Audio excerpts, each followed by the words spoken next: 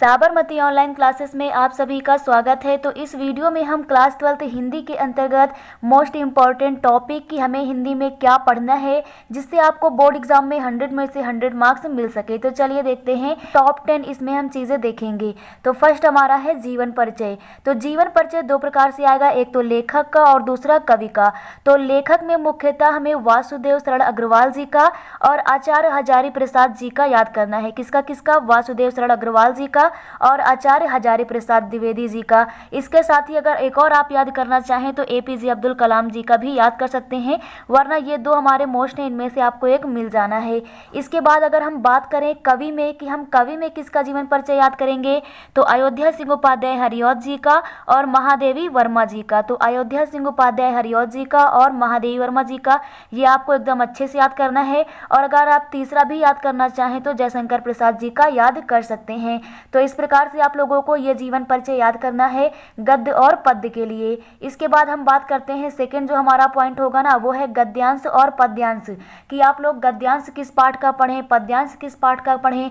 तो इसके लिए करना क्या है, आपको गद्यांश में राष्ट्र का स्वरूप, वासुदेव शरण अग्रवाल जी द्वारा लिखित राष्ट्र का स्वरूप जो पाठ है इसको पढ़ लेना है।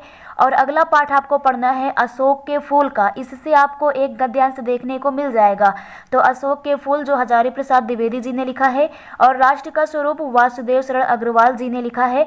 तो ये आप लोगों को पढ़ना है और आपको अपने चैनल पर प्लेलिस्ट में ये सभी वीडियो देखने को मिल जाएंगे, इसमें जो इंपॉर्टेंट टॉपिक हैं उनके। तो आपको गद्यांश राष्ट्र का स्वरूप पढ़ना है और अशोक के फूल पढ़ना है।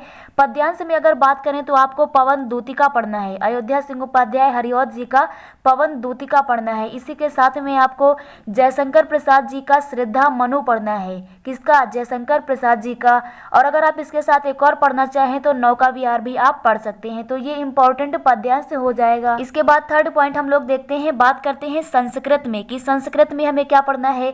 तो संस्कृत के अंतर्गत इसमें दो प्रकार से प्रश्न आएंगे, एक आपका गद्यांश से संबंधित अनुवाद करने का आता है और एक आपका पद्यांश में से श्लोक का आता है। तो गद्यांश में इसके अंतर्गत जो आपको आएगा वो आत्मज्ञ एवं सर्वज्ञ पाठ का आपको पढ़ना है। प्लेलिस्ट में आपको वीडियो मिल जाएगा, यहाँ पर डिस्क्रिप्शन और कमेंट बॉक्स में आपको लिंक मिल जाएगी। तो संस्कृत में आपको आत्मज्ञ एवं सर्वज्ञ पाठ पढ़ना है और संस्कृत भाषायाः महत्वम ये पाठ आपको पढ़ना है। इन दोनों का आपको हिंदी में अर्थ आना चाहिए। श्लोक की बात करें तो आपको सुभाषित रत्नानी जो चैप्टर है इसके श्लोक पढ़ लेने हैं। तो इसके भी आप लोगों को प्लेलिस्ट में वीडियो मिल जाएगा। इसके बाद बात करते हैं हम चौथे पॉइंट की। तो हमारा चौथा पॉइंट है कहानी। कहानी से भी आपको मोस्ट इंपॉर्टेंट नंबर यहाँ पर एकदम फिक्स होते हैं, हिंदी में आपको मिल जाएंगे। तो कहानी की बात करें तो आपको पंचलाइट कहानी पढ़ना है। पंचलाइट कहानी में आपको सारांश इसका पढ़ना है और गोधन का चरित्र चित्रण पढ़ना है इसमें आपको। तो ये भी आपको प्लेलिस्ट में वीडियो मिल जाएगा। बहादुर कहानी की बात करें तो इसमें आपको बहादुर कहानी का सारांश पढ़ना है और बहादुर का चरित्र चित्रण पढ़ना है। तो इसमें मुख्यतः जो हमारी पंचलाइट कहानी है सबसे मेन है, तो आप लोगों को पंचलाइट और बहादुर कहानी को पढ़ लेना है। फिफ्थ अगर हम पॉइंट की बात करें तो वो हमारा खंडकाव्य का होगा। खंडकाव्य आप लोगों को पढ़ना है। तो खंडकाव्य जिले के अनुसार होता है, तो आपके यहाँ पर जो खंडकाव्य हो उसे आपको पढ़ना है। अब खंडकाव्य में आपको तीन तरह की चीज़ें मिलती हैं। खंडकाव्य की पहली बात तो आपको कथा वस्तु पढ़नी है, मीन्स उसका उद्देश्य क्या है ये भी पढ़ना है। दूसरा इसमें जो पॉइंट है, आपके खंडकाव्य में कोई नायक होगा, उस नायक का चरित्र चित्रण पढ़ना है। और अगर वो अंक वाइज है तो उसमें प्रथम अंक, द्वितीय अंक, इस प्रकार से उसका सारांश भी पढ़ना है। तो मुख्यतः आपको ये दोनों चीज़ें पढ़ लेनी है, खंडकाव्य की कथा वस्तु और उसमें जो नायक है उसका चरित्र चित्रण। तो इससे आपका काम हो जाना है। तो पांचवा पॉइंट हमारा खंडकाव्य है। सिक्स पॉइंट जो हमारा है वो व्याकरण। व्याकरण में आप लोगों को रस, छंद, अलंकार, मुहावरा, प्रत्यय, उपसर्ग, संधि ये पढ़ना है। और इसके साथ में आपको संस्कृत में अनुवाद करने के लिए भी आता है, तो आपको ये भी पढ़ना है। तो मुख्यतः यहाँ पर दो दो नंबर फिक्स रहते हैं। आपको रस आ गया तो 2 नंबर मिल जाएगा, छंद के 2 नंबर मिल जाएगा। तो इसमें नंबर बटोरना होता है। कैसे आपको नंबर मिलेगा, जैसे मान लो अलंकार आ गया है तो अलंकार की परिभाषा लिखिए, उसका उदाहरण लिखिए। और अगर आपको रस, छंद, अलंकार जैसे आए, इसमें आपको स्पष्टीकरण आ रहा है तो उसको भी शामिल करिए। तो यहाँ पर 2-2 करके व्याकरण में आपको एकदम नंबर मिल जाने हैं। तो 6th पॉइंट हमारा व्याकरण का था। 7th पॉइंट हमारा पत्र का है। अब पत्र में आपको कौन कौन से पत्र पढ़ने हैं, तो 2 पत्र अच्छे से तैयार कर लीजिए। पहला है बैंक में खाता खोलने के लिए शाखा प्रबंधक को पत्र, कि आपको बैंक में खाता खुलवाना है तो वहाँ के शाखा प्रबंधक को पत्र लिखना है। सेकंड जो हमारा पत्र पढ़ना है वो ये है कि शहर में फैली बीमारी की रोकथाम के लिए जिलाधिकारी को आपको पत्र लिखना है। तो कोई बीमारी फैल गई, इसके लिए आपको अपने जिले के जिलाधिकारी को एक पत्र लिखना है। इसके बाद 8वां पॉइंट जो हिंदी के अंतर्गत पढ़ना है ना, वो है बहुविकल्पीय प्रश्न। इसमें बहुविकल्पीय प्रश्न भी आने हैं। तो बहुविकल्पीय प्रश्न आपको कहाँ कहाँ से पढ़ने हैं, तो हिंदी गद्य का परिचय हो गया, हिंदी पद्य का परिचय हो गया, तो प्लेलिस्ट में आपको वीडियो मिल जाएगा। और यहाँ पर टॉप 10 जो महत्वपूर्ण बहुविकल्पीय प्रश्न है वो भी आपको कराए गए हैं। अब बहुविकल्पीय प्रश्न में आपको क्या पढ़ना है कि जो रचना दी गई है वो किस लेखक की है या किस कवि की है, उस रचना की विधा क्या है, महत्वपूर्ण रचनाएं कौन कौन सी हैं, तो ये आपको बहुविकल्पीय प्रश्न में पढ़ना है।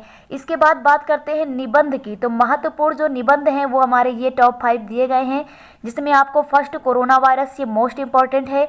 सेकंड जो हमारा पर्यावरण प्रदूषण को लेकर है। थर्ड हमारा बेरोजगारी को लेकर है। फोर्थ जनसंख्या नियंत्रण को लेकर है। और 5वां हमारा है किसी प्रिय कवि या लेखक को लेकर है। तो ये हमारे टॉप 5 जो इम्पोर्टेंट निबंध हैं, ऐसे हैं, ये आप लोगों को तैयार कर लेने हैं, जिसमें से आप लोगों को कोरोना वायरस का जो महत्वपूर्ण ऐसे है ये आप लोगों को प्लेलिस्ट में देखने को मिल जाएगा।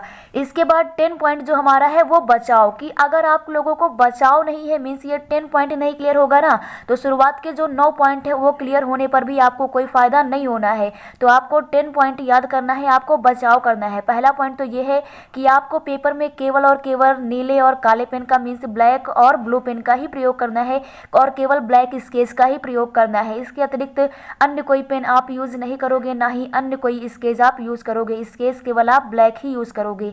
इसके बाद सेकंड आपको पॉइंट याद रखना है कि आपकी राइटिंग अच्छी होनी चाहिए।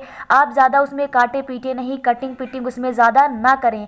और आपको शुरुआत में ज़्यादा अच्छी राइटिंग बनानी है, क्योंकि यहीं पर आपका एक्सप्रेशन जो है वो एग्जामिनर को दिखेगा। थर्ड पॉइंट जो है स्पीड, आपकी स्पीड भी होनी चाहिए, वरना आपको जो 9 पॉइंट हमने बताए वो आते हुए भी आपकी स्पीड नहीं रहेगी तो आपका एग्जाम छूट जाएगा। तो आपके कुछ चीज़ें उसमें से छूट जाएंगी, जिससे आपके नंबर कट जाएंगे। और अगला पॉइंट आपको याद करना है कि आपको प्रश्नोत्तर नंबर बढ़िया अच्छे से डालना है और उसे अंडरलाइन करना है। तो इस प्रकार से आप पूरे में से पूरे मार्क्स पा सकते हैं। इस प्रकार से ये महत्वपूर्ण चीज़ें हैं क्लास 12th हिंदी के लिए। तो आप लोगों को ये सभी चीज़ें क्लियर हो गई होंगी। Thank you.